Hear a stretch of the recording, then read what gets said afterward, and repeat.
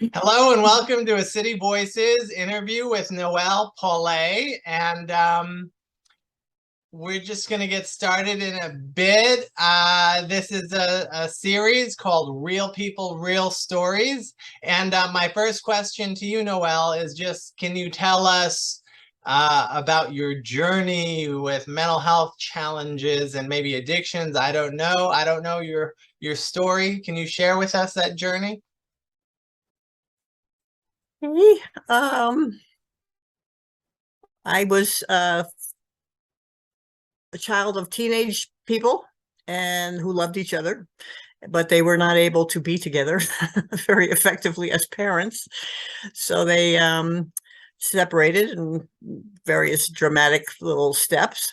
And I ended up with my mother and a stepfather. And at 6 years old, I was had my head down on the table in public school, PS 29 in Brooklyn, and they told me I was emotionally disturbed, and I could have said, "Yes, you're right," if I had a clue, because I was, and I was just spent my time in that grade weeping for the most part, and then life went on, and I had some adventures as a person, a kid who was involved in stuff that was kind of post 60s.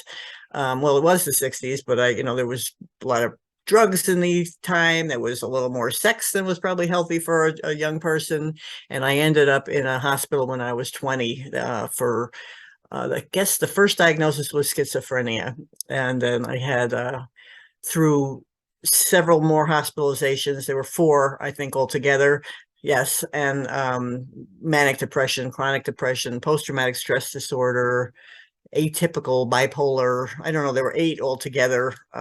Some were kind of like just different names for the same one. But anyway, so and I would say the real aberration mentally was a belief that I was just feces on feet, that there was nothing of value about me whatsoever. Yet I also had this messianic kind of experience where I was, maggot and Messiah. I had both things at opposite ends of the spectrum. And I had addictions, but it was nicotine was my number one. So I didn't fall into alcoholism, which my tons of people in my family on both sides did.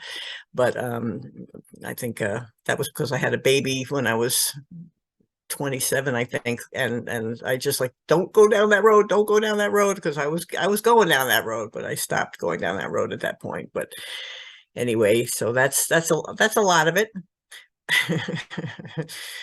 You got more? Um, oh, okay. I was gonna give you like 15 minutes to share your story. Oh, well, I'm sharing the whole thing. I thought there would be more questions. I'm happy to No, no, keep share, yapping. share, share. Thank you, thank you. All righty. Well then, I had a feeling when I was talking that I have knowledge and insight now that I didn't have then. So when I'm telling my story, I've got a lens to place on the things that were happening. I am now a part of something called the Earth Waking Community, that is a spiritual enclave of people who happen to believe very much like I do. And I cannot tell you how happy I am to have found this crowd of beautiful people. And they are kind of all over the world, because they used to do things in Austin, Texas, and then there was COVID, so they had to start doing them online. And so we, just this wonderful community of people that really feel like they're my tribe. I finally found my tribe. And I mean, I've always, I've been part of amazing tribes. The Peer Movement is an amazing tribe. The Alternatives to Violence Project, which is what I've been doing as a volunteer, and I created my life's work based on. That's a beautiful tribe. But this tribe is the one that's got the same kind of like spiritual beliefs. I mean, it's much of the Course in Miracles is reflected in the community. Nobody has to believe any specific thing. We have everything in this community. Unite Religions was part of the directive for the person who founded it. It's like he's supposed to unite religions. So there's all kinds of folks from every walk, but we sort of have that mystical underpinning in common. So anyway, so when I'm telling my story and I'm going, the stuff that went on with me, I now feel like I know why I was mentally ill. And that was because children of God are incredible creators. We are made in the likeness and image, if you happen to believe in such a thing. So when I was a child and my beautiful, in love teenage parents couldn't pull it together, I interpreted that as there was something wrong with me. And that is pretty standard. Kids just, are the center of the universe. We all are. And, so if they're not being able to step up, I'm the one who's going to, what is that word? Integrate, there's another word I'm looking for, but take on shame and guilt because something is wrong with me, that they aren't taking care of me the way I need it. And in some way, maybe I'm supposed to take care of them and I can't do it. Maybe, do whatever is needed to help them step up and I'm not able to do it. So there's just this idea that I am not good enough. I am not worthy. I am a burden. So that was not them. They did the stuff. But if I was a kid that said, those are idiots, they're teenagers, they can't be parents, if I was somehow had the insight that they're beautiful as 19-year-olds, but they're not up to this task, and wouldn't take it personally. But I took it personally, which we all tend to do. I think there might be a miraculous one or two of us that as children don't take on the idea that we were the problem. So I took on the idea I was the problem. I was the one that was flawed. And that was the seed that I planted that became my mental illness. And I believe that's really, really what's underlying everybody in this community that I'm a part of, Earthwaking community. It's earthwakingvillage.com. If you're interested, you're welcome, is to find those places, and there's more than one, where we planted these bullshit seeds and uproot those suckers. And one of the exercises we do regularly is called a regression breakthrough, where you go and you find that moment. Like I had one where my teenage parents they were early 20s by this time, fighting tooth and nail to not keep me over a summer. My mother said, I took care of her all this time, she's your kid too, and he's off in a house with a new wife, fighting, cursing, fighting, and I'm in the car and I let the brake out and I start rolling down a hill like, I'm gonna die. My mother comes running out, slams on the emergency brake, goes back in the house and starts fighting again not to have me. So you can imagine that a small child is going to take that personally. I took that very personally. So I go back to that moment when I planted the seeds. I'm a piece of shit. Nobody loves me. I'm not wanted. And I just felt all that pain and I cried all those tears and I just went right through my heart. They talk about the 18-inch journey from the head to the heart through the emotions. So I was feeling all that pain and, oh God, it's awful. They don't want me and I'm awful and I think it's all my fault. And I bring in somebody to that scene before I plant the seed who would tell me the truth, absolutely 100% truth. And in my case, it's Isho, which is my name for Christ, because I think that's how you say it in Aramaic. So I just said, Isho, is this true? Am I just worthless? Am I a piece of shit? What do you think Isho said? That's not what Isho thinks. And I said, what am I then? And what do you think Isho said? A whole lot of wonderful, an amazing quantity of wonderful. Excuse me for my tears, but it is always like a new birth to remember that I wasn't what I believed I was. I made that shit up because of external stuff. What I am is internal. It is the divine. It is an expression. It's the light shining from the sun. It's, everything gorgeous and beautiful and wonderful. And so this, aberration based on teenage behavior, well, I cut them some slack. They didn't know what they were doing. They were fucking kids. Anyway, so that's my new take on, mental illness and what happened. And I think, this is a phenomenal piece of information and I would love it to be shared from the rooftops. You're not fucked up.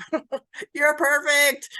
Go ask somebody you believe, could be your grandmother, could be your pet, could be a character in the comic book, just somebody would never lie to you, and have them come in that moment when you're about to set the course of your life down shit alley. Sorry for all my curse words. They curse a lot. There's a church in associated with the Earthwaking community. It's called Awaken Spiritual Gathering, I think. And we meet on Sundays on Zoom for an hour and a half. half or 2 hours, and somebody's always popping out a curse word. And to me, that is the most comfortable thing. These are my peeps, man, and getting triggered in the community is the biggest joy. Like, oh, something pissed you off. Hallelujah. Why? Because you got a piece of wound there. That's a low-hanging fruit. Go deal with that pain that just came up, because that's a seed. Somewhere you planted a seed about that. Because love is neutral in the sense that it's not going to hurt you. It's, if you're in pain, you're not in love. So anyway, it's hard for me to just talk and talk and talk and talk and talk without some like interaction, because I have a little piece of I shouldn't still left in there. You have a piece of what in there? I shouldn't be taking all the attention. I should share. I wasn't supposed to be born, my mother was a teenager and it ruined her life. That kind of a belief is, some of those are tenacious. I work on them little by little. They don't, it's like they say breakthrough. That's a breakthrough, emotional breakthrough I described. And there's several different processes they use. But, you have a breakthrough and really your life does change. And if you hit a big one, everything has changed, period. In the moment that you realized, I lied to myself, that wasn't true, everything changes. Yet you had a whole lifetime full of these things that happened, a lot of them as products of the lie that you told. So it's like you got clean, but you have to take another shower. You don't just get one shower and then that's the end of it. It's kind of a lifelong process, but it's so cheerful, because every time I used to call it, before I knew these folks, tripping a landmine, because I was doing a lot of work for me, my mental illness manifested in a way of like what they call an earthquaking pack and stack. I pressurized emotions because I was doing things. I had things happen at home by trauma and all that. So I had all that. If it gets funny, I'll turn off my camera, because I live in the boondocks. Anyway, what was I saying? So you pack and stack your emotions, and then you have behaviors that you developed to keep yourself safe, your ego, structure, which you created to protect yourself, but it actually locked you in with the pain. You're now a prisoner with all that pain, because safe, I want to be safe. And so you got the pack and stack, and then it blows. For me, it would blow in this kind of like crazy experience where I'm literally sitting in traffic, or I'm trying to walk on water, or step off a rooftop just because I know I can fly, or whatever it is. I luckily had a little bit of self-preservation and didn't do a couple of those things, but I was close. And other behaviors that freak people out. Let me ask you. Yes, please. What is the difference between being raised by teenage parents and being raised by adult parents who have like jobs and all these things? Only my story. The whole thing is, what's my story? That's what this is kind of about. And do you like the story you wrote? Because it's probably not accurate. So, for me, a teenager in my case was, I had to talk in sound bites. There was not a person there that had bandwidth for me. They were young, still finding their own way. They just didn't have, and my mama really was there for me in so many ways. She gave so much to try to raise her child as best she could, and real, true sacrifices, so there was not, and my dad was just a lovely spirit. He was not very present in my life, and he wasn't he didn't contribute anything like financially or anything, but he was a sweet soul. He really had a beautiful soul. He's passed on. My mom is, I'm sort of living with her. She lives in a trailer next to my little renovated garage that I'm in, and we get along beautifully at this point. I help her. She's got Lyme's disease with no memory, so I've been helping somewhat. She doesn't need a lot of help, but some. But anyway, so where were we at? So adult, it really, I mean, anybody's story is whatever it is. You can have adult parents who are absolutely no bandwidth, exactly the same kind of situation. But that was my interpretation, that these people are just too young to have a clue. And I'm sure there are some teenagers that have a perfect clue. Don't think that was my story though, that then. So let me just finish with the yes. thought. Finish the thought was that, so if you got all this energy pack and stack and then it blows, it took me a while to figure out, but then do things that release the energy, so there's co-counseling, which Patricia Deegan mentions in the back of her rap book, little rap. There's, so I trade attention with you so we can just talk and cry and feel and let this emotions run. There's something called Sedona Method, which is phenomenal for moving energy. There's sitting in your car with the windows rolled up, cursing at the top of your lungs. There's I met a guy that would go, but he would use foul language. He'd say "fuck off" in a chicken voice. And I'll tell you, when I was really feeling a lot of energy, that was very powerful. Just "fuck off" in a chicken voice. Try it. I swear it was. Can we try that? Can we try?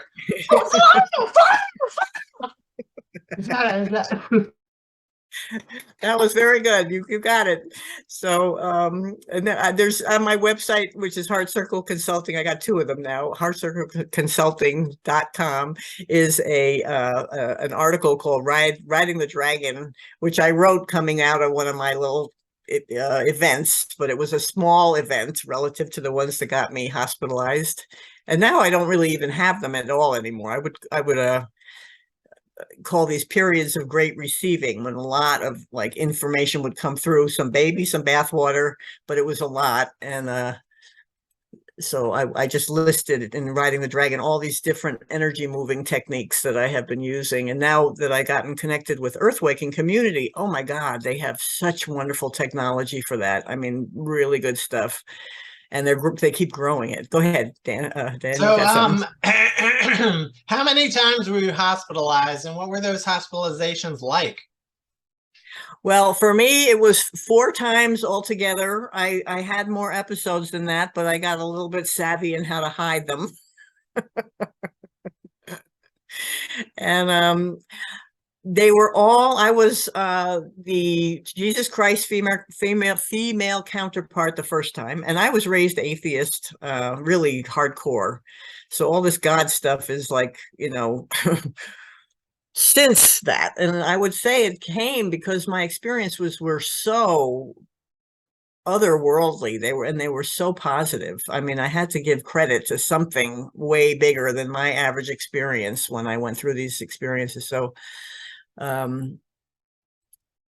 was Jesus Christ female counterpart. That was the time I sat in traffic, and I had this understanding of energy, and I had like a circle of men around me. I said, no, I want the men around me, and then I want the women on the outer circle, and I was bossing everybody around, and they were letting me. And meanwhile, there was people. It was on the Gowanus Canal in Brooklyn, and they were like, "Get on the road, you moron! What the fuck's wrong with you?" And then the police came, and they put me in a police car, and they gave me one of them let me wear his hat, and I'm waving to the people as they're driving me off.